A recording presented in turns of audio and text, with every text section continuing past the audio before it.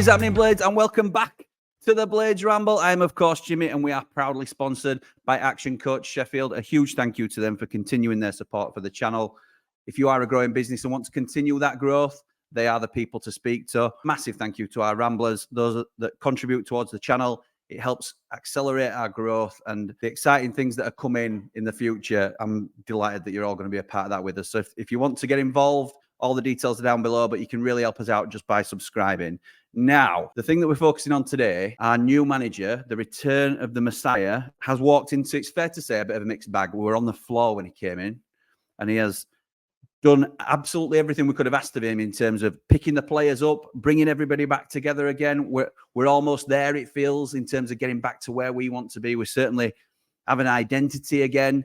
He's mixed up the tactics already, so I don't think that's something in his inbox that we're needing to look at today. He's also brought in his own staff. There are two things, massive ticks already in terms of what he needs to do and what he can be doing to change our fortunes, if you like. So I think there's two big things left in his inbox that he needs to do, and that's what we're going to talk about today. The first thing is contracts. The contracts for our younger players are absolutely essential. We've seen players like Andre Brooks come into the side and look like they've been a Premier League player since day dot.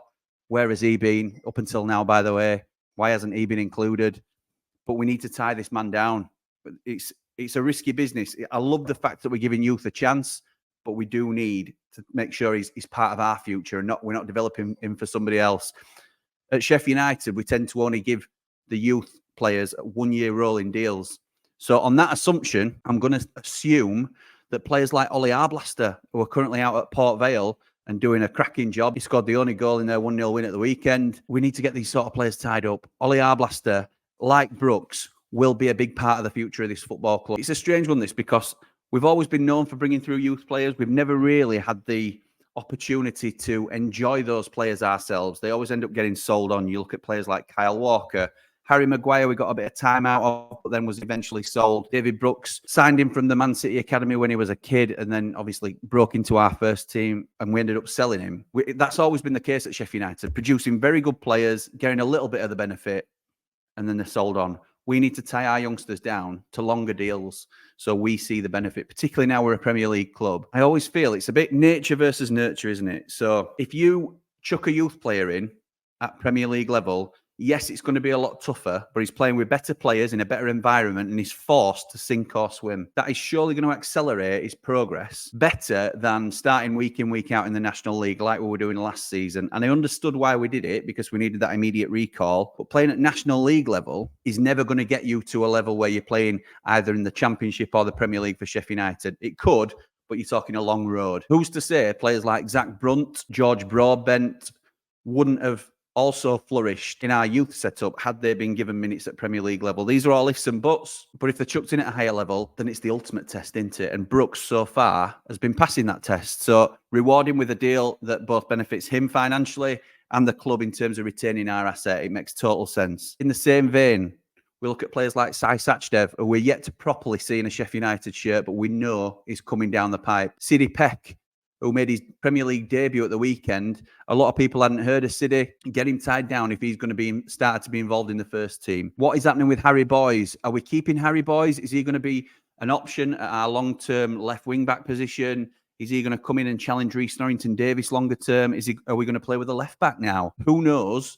But these decisions on youngsters need to be made so that we are securing the future of our football club. That is the absolute priority for me in terms of contracts. I know that a lot of first-team players, your George Baldocks, your John Egan's, Ollie McBurney's, Wes Fodringham's, they're all out of contract at the end of the season. I understand that. And they will be the next rung down for me. I think we've got to have a better idea of what division we're going to be in to make decisions on some of those, and that'll come in a later video. But I think the youngsters of the club should be the main priority at the moment. Second of the major priorities for Wilder, in my opinion, is to do a full assessment of this, and this is happening already, you can tell. He's doing a full assessment of the squad, working out what moves he's going to make in and out in January. He already did an interview with TalkSport talking about some will be in the departure lounge, which is great to hear because I want some movement in this squad. He was saying basically some players are fancied by some managers and then a new manager comes in and don't quite fancy them. Clearly he's talking about Eki has brought some players in or had some players at the club that aren't really where Wilder sees the club going. If I'm Wilder, These are the players that I look to move out just in January. So at the minute, we're maxed out for squad registration places. We've got a full 25. We need to free some of those players up, basically. We need to get some players out in order to get players in, whether we've got money or not. That needs to happen. Goalkeepers. I don't think Wes is good enough for Premier League football. I think he's done okay in the last couple of games, but I think we need an improvement overall. And I think looking forward, even if we are to be in the Championship next season, I think we could do with a better long-term prospect of a goalkeeper. In terms of January, I think the easy option to say is sell Davis and bring somebody in like a Victor Johansson or a Mike Cooper, like we've been banging on about for some time. But I think probably a smarter option for January might be to loan out Jordi Amissa. We're not going to get an awful lot of money in for Adam Davis. So if he gets bumped down to third choice goalkeeper, Wes potentially gets bumped to second, you loan out Jordi Amissa to just challenge him on his development and hopefully get him some minutes in the EFL. And then we bring in a new goalkeeper, hopefully a Victor Johansson or Mike Cooper, but somebody that's going to be an upgrade on what we've got currently. And I think it's worth spending some money on that. Rotherham and Plymouth are not cash-rich clubs. I can see us having a relatively reasonable offer accepted in the region of a 5 million quid for Johansson. I've no idea whether that's a fair price at all at the moment or whether they'd entertain it, but I think that's a lot of money for Rotherham to turn down. I would certainly be taking my chances in that regard. Unfortunately, I'm leaving out Chris Basham from the squad registration, and that is just so we can move some players out. We're not releasing him from his contract or anything like that, but if he's not going to play again, and this is a big if, because if there's a chance that Bash can play, then we're going to have room to keep him in the squad. This is just to give us a little bit more flexibility. So at the minute, I'm considering, depending on medical reports, having Basham unregistered from the squad because of his significant injury, which is a huge shame, and we'll be looking to replace him. I'm sending back Luke Thomas and Yasser Larouci. That's if we're able to do so as part of these loan deals. It's not an absolute given. In these sort of respects, usually it's the parent club that have the say as to whether the loan can be terminated early. It's very rare that the player comes to has the option to send them back. So it may well be that we have to come to some sort of financial arrangement. But I need Thomas to go back because I'm hoping to bring a player in on loan.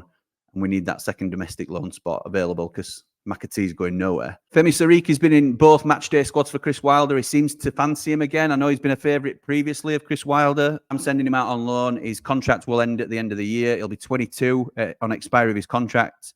We've also got Sai Sachdev coming up the rails, and I think he's has probably, in my estimation, overtaken him. I'm sending Femi Sariki out on loan for the rest of the season to the EFL to see if he can earn himself a new contract at Sheffield United. Hopefully he can, but we'll see. The only player I'm selling this window, John Fleck. John Fleck has been overtaken by everybody, let's be right, unfortunately. Andre Brooks has certainly taken his place in the team, but when Tom Davies is fit, I make John Fleck our 7th choice centre midfielder at the moment. And that's just too many. We don't need them options. I originally thought we needed a centre midfielder. The thing that we need to achieve with this squad rebuild, and these are only early suggestions for January, we'll go into more detail in a later video. We need to have flexibility in the side. Previously, the concern was we can't play anything but 3-5-2. The squad has been designed around a 3-5-2. But when players like John Egan are injured, come out of the side, he was a major cog in that 3-5-2. Historically, for Sheffield United, he's struggled to play in a 4 at the back. He's much better in a 3, even though he were poor at the start of the season. So we need flexibility in the side. That's what we're going for. I'm loaning out Izzy Koulibaly. Similar to Sariki, I don't think we'll get a lot of cash for him. I know there was rumours some time ago that AC Milan had bid a huge sum for him, but we will not get a huge cash offer for Ismail Koulibaly. His injury record has ruined his career so far at Sheffield United. So I'm loaning him out, and I'm hoping that he can find some sort of form to potentially win himself another contract, but it may well be the end of Izzy Koulibaly in a Sheffield United shirt. I'm also loaning out Ryan Brewster. I want him to get some minutes under his belt. I think he's behind 3 players in the pecking order now. I think he's behind Archer, McBurney, and Asula. And with that in mind, he needs to get himself some football just to get himself back fit again. He's still got another year on his contract after that. So he can still be a valuable player for Sheffield United. But he needs some consistency. He needs some game time. And Ryan Brewster needs to get his mojo back, essentially. And he's not going to get a run in the team with the quality that we've got currently. And similar, Benny Traore is clearly not ready for Premier League level. Runs his socks off. Not strong enough. Clearly a knack for goal scoring, which is the reason we signed him.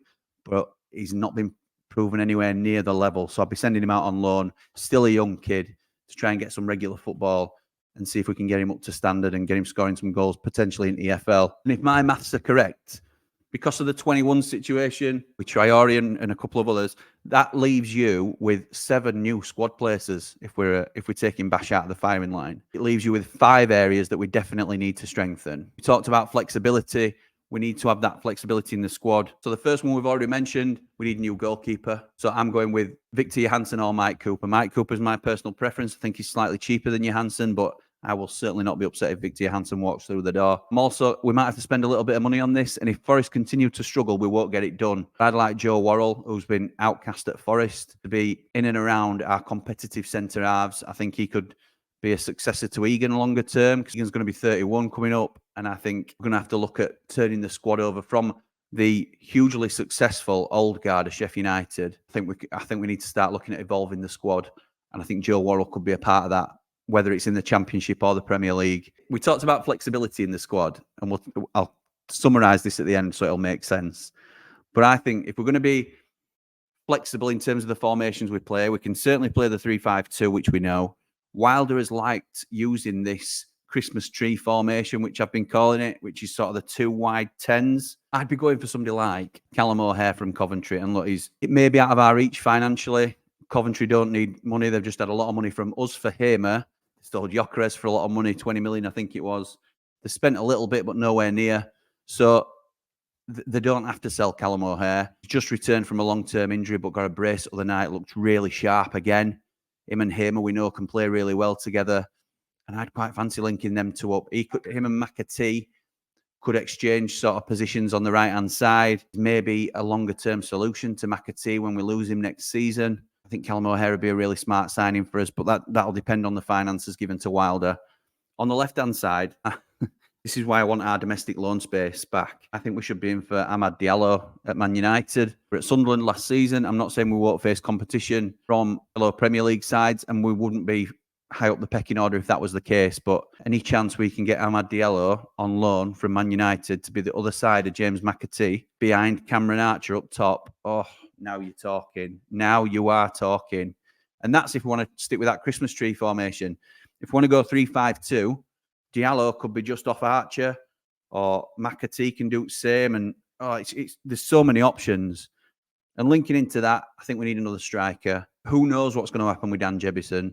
I don't think he'll sign a new deal, which means we'll probably try and get him out of the club. So I'm not including him in this squad overhaul, if you like. If there's any chance we can get Chuba Akpom on loan, I think we need to be all over it. We're looking at foreign loans. There will be potentially foreign names that we haven't heard of. So I'm limited to the players I can link us with because we've very little money and we've very little domestic options. So somebody like in the ilk of a Chuba Akpom, who's currently out at Ajax, played very well with Cameron Archer at Borough, as we know. So they can link up well together. I think we need somebody who can hold the ball up well up front, but also be a threat in front of goal. McBurney hasn't been consistent in terms of being available, whether that be through suspension or injury. And we just need an extra threat up top, I think, because it's been tough going for Cam Archer. But that leaves us with the squad looking like this. And I'm not saying that we wouldn't have to spend a little bit. And this is very speculative. And as I say, we'll go into more detail in a future video because January might come a little bit clearer as rumours start to bubble. And hopefully if you keep it Ramble, I'll have a lot of the information on those. For now, before we've heard any real names linked with us, this is what our squad could potentially look like. And I like it. I like the look of it. It's going to cost a little bit of money, which at the minute we don't know if we've got or not. It's exciting to think. And this squad is so much deeper than what we've got currently. It gives us a fighting chance. Not only that, if we go down, which we may well do, how good does this squad look for the Championship? So it's exciting. It's exciting. It's a plethora of possibilities for us. Let me know what you think. Is that a decent squad build? Have you got any other names that you think we could be linked with? It's difficult at the moment because we're close to January, but it's still so new to have Wilder back and knowing how he wants to play longer term. I think he's playing the certain style that he is at the moment because of the players that he's got at his disposal.